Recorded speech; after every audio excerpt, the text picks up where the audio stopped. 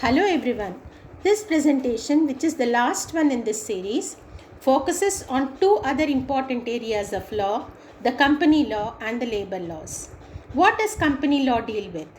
Company law lays down certain norms regulating the manner in which a company has to conduct its business. What is business? A series of transactions conducted in a systematic manner is business. A person intending to do business must invest his property in the business, and if he succeeds, he gains, and if he fails, he loses all that he has. If he enters into partnership with others to carry on business, the consequences may be more serious because he may be called upon to answer for the default of his associates. In order to eliminate this risk of ruin, the modern commerce evolved the concept of incorporation to enable businessmen to trade with limited liability.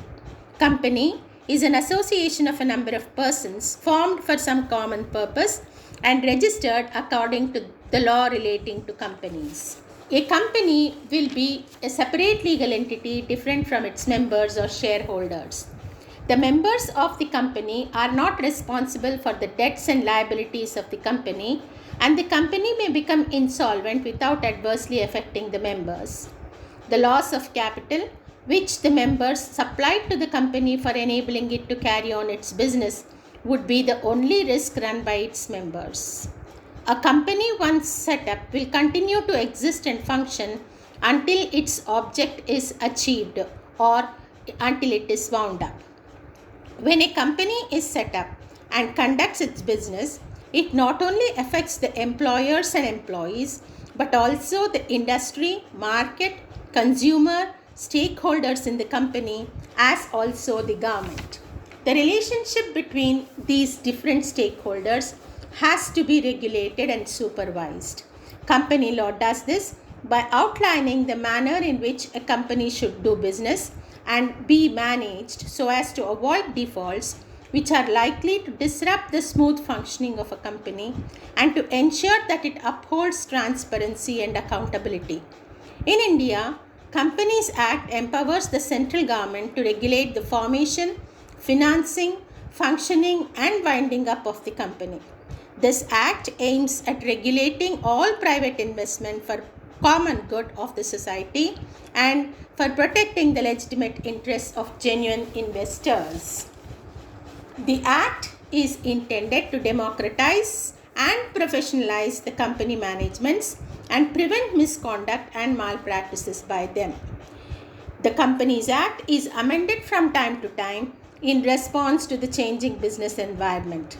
The Companies Act 2013 is the latest act on the Indian company law, containing 470 sections divided under 29 chapters, providing every detail that is required to govern a company.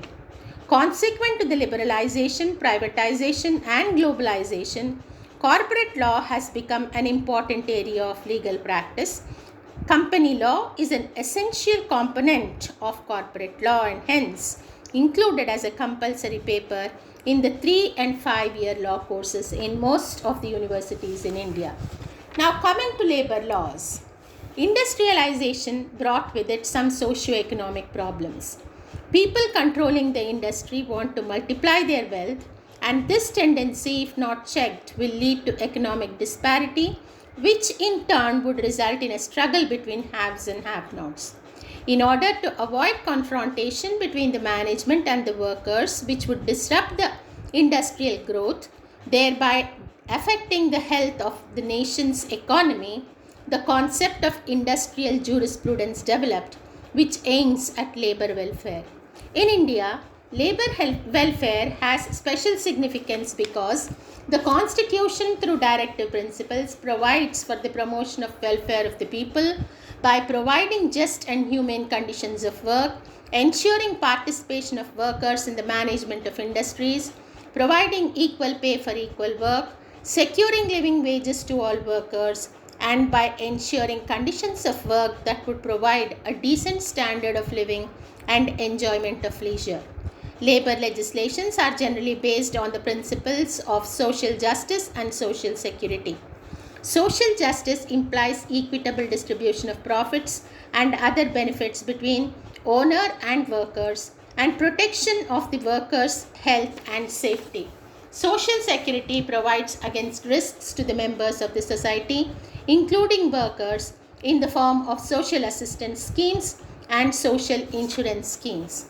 A number of social security legislations have been enacted in India, which include labor legislations like Industrial Disputes Act and Trade Unions Act enacted to regulate labor management relations, Maternity Benefit Act, Factories Act, Minimum Wages Act, etc., enacted to ensure labor welfare and minimum safety standards, and Employees State Insurance Act, Employees Provident Fund Act, Family Provident Fund Act, etc., enacted to provide social security. The bulk of labor laws have been consolidated and codified in the form of 4 new codes passed in 2019 and 2020 with an intent to provide respect, security, health, safety, and other welfare schemes to India's workforce.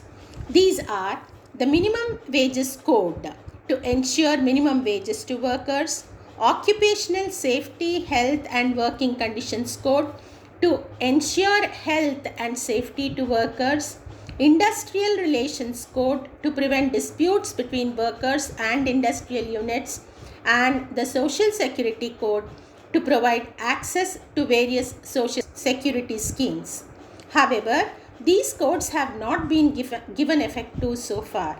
A brief idea of some of these laws is provided in the law course to acquaint the law students of the need for such laws and the scope and extent of operation of these laws. Thank you.